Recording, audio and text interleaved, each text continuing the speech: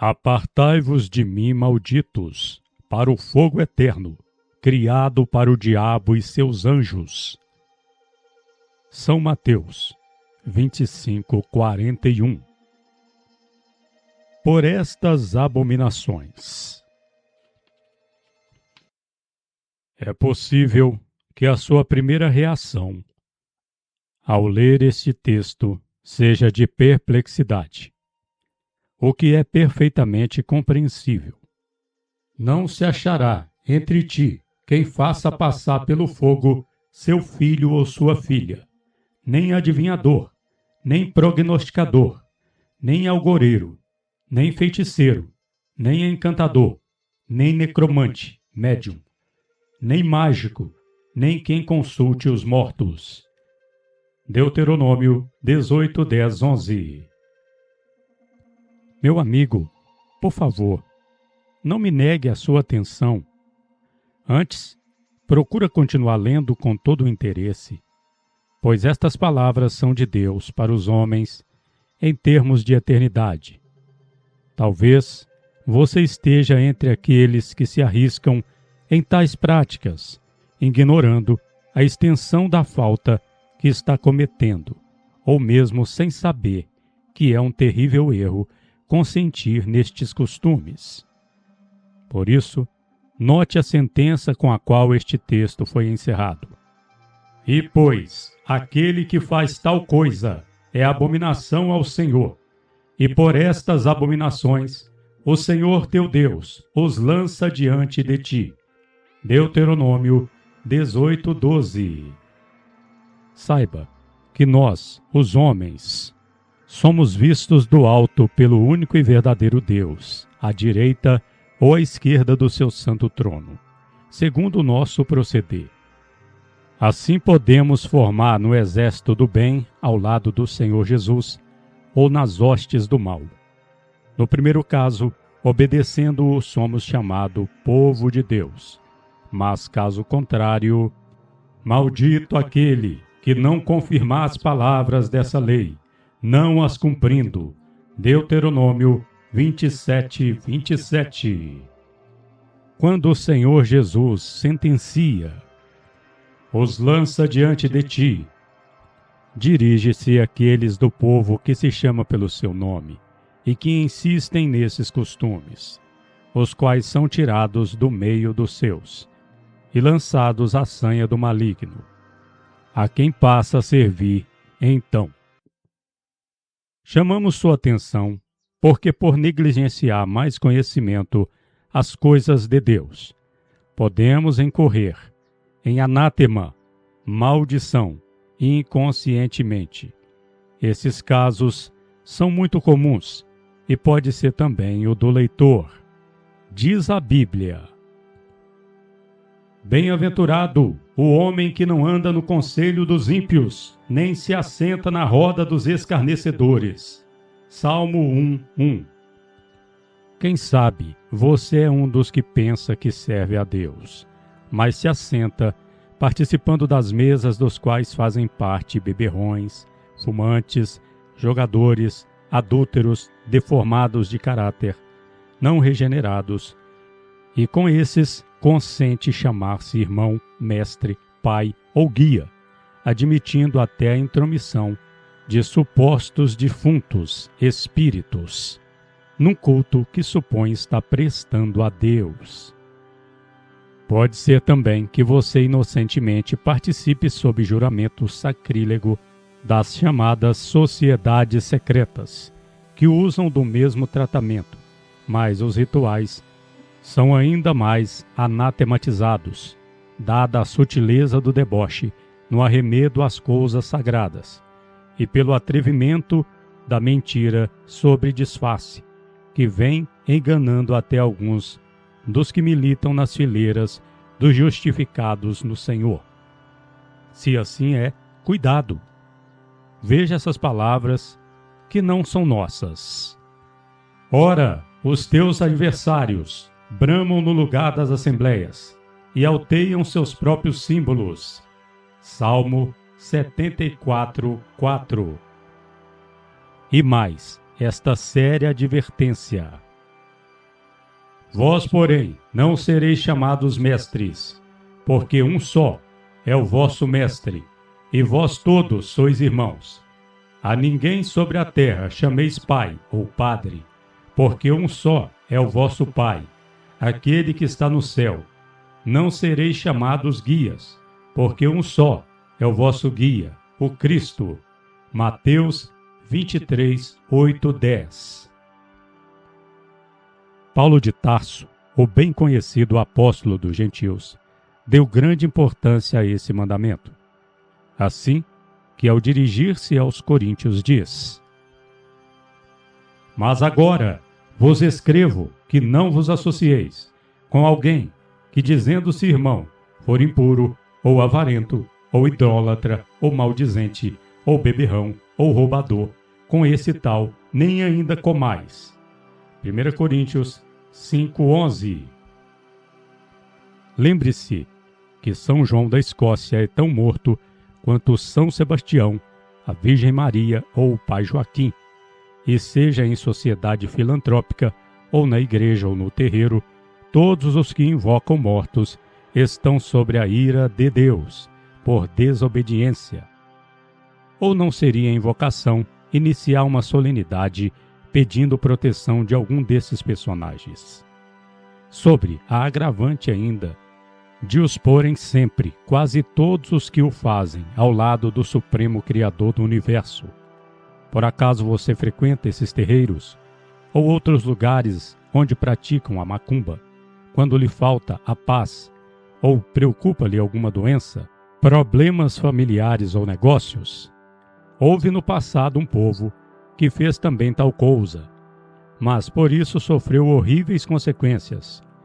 O registro do fato se encontra nas Sagradas Escrituras e conta: Disse-me, entra e vê as terríveis abominações que eles fazem aqui.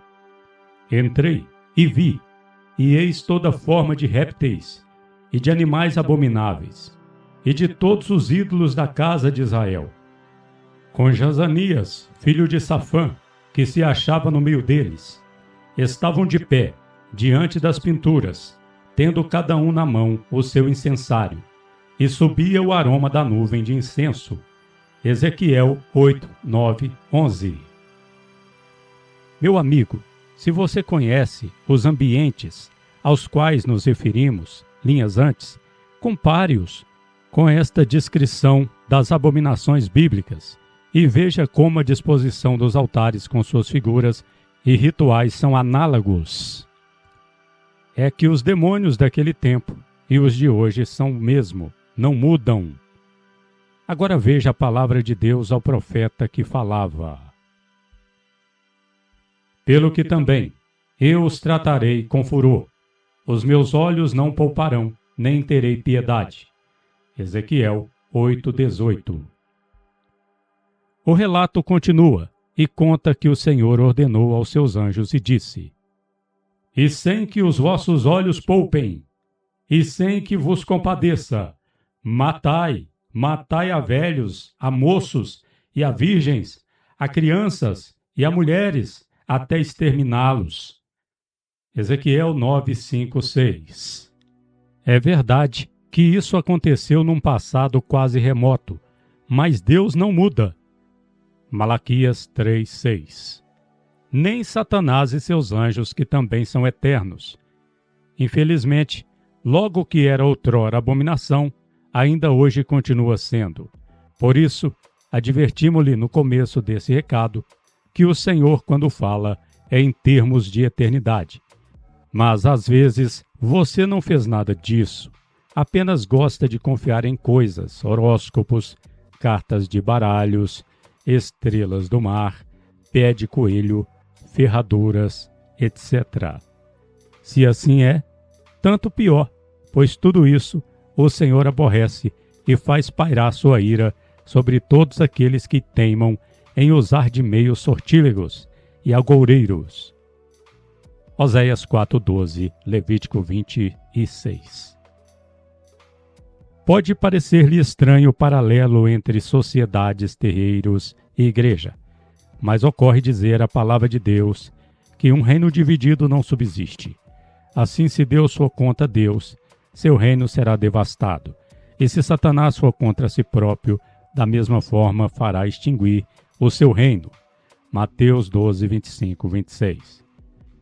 Com um pouco de boa vontade, se o amigo quiser omitir qualquer sentimento de parcialidade, verá que as imagens de esculturas dos mesmos santos que guarnecem os altares romanos são usados nos terreiros. As estampas dos mesmos personagens que enfeitam os templos católicos servem nos arranjos dos pais de santo. As mesmas velas que são acesas nos pedestrais das Nossas Senhoras e dos santos dos católicos são queimadas nos sacrifícios caboclos, despachos de macumbas e outros ritos exóticos. O padre queima incenso, o macumbeiro defumador e pólvora. Até as casas especializadas na comercialização das coisas destinadas a esses cultos demonstram que eles servem ao mesmo fim. Ao lado de rosários e figas das escrituras da Aparecida e do São Jorge, vê-se a do índio pajé, do preto velho e até do próprio Xum, com seus 2 chifres e tudo. Entretanto, o Deus dos verdadeiros crentes está nos céus, faz tudo o que lhe apraz. Salmo 103:3 ou 115:3. E é também Espírito, e importa que os que o adoram o adorem em espírito e em verdade. João 4:24. Mas os deuses tais são obra de mãos de homens, madeira e pedra, que não veem, nem ouvem, nem comem, nem cheiram. Deuteronômio 4:28. Essas palavras são bíblicas, bastante claras, e para entendê-las basta um pouco de bom senso, pensamos. Agora, desejamos fazer-lhe uma advertência. Não se deixe enganar. Os sacerdotes, adeptos e mestres de tais doutrinas gostam muito de dourar a pílula com as chamadas boas obras, não raro confundindo esmola com caridade, amor, e tudo fazem para convencer que elas são necessárias para ganhar o céu e que sem elas é impossível salvar-se a alma, enquanto que, na verdade, esmolas, orações, jejuns, bons princípios, dízimos, ofertas, todo esforço humano para o bem, finalmente é muito bom. Pode ser muito bonito, mas não presta para salvar-nos a alma, porque perante Deus todas as nossas justiças são como trapo de imundícia. Isaías 64:6. Mas você está procurando salvar sua alma e há de pensar: então como posso salvar-me e ganhar o céu? O grande apóstolo Paulo teve o mesmo problema, e veja como resolveu. E na verdade, tenho também por perda todas as coisas, pela excelência do conhecimento de Cristo Jesus, meu Senhor, pelo qual sofri a perda de todas estas coisas, e as considero como esterco, para que possa ganhar a Cristo.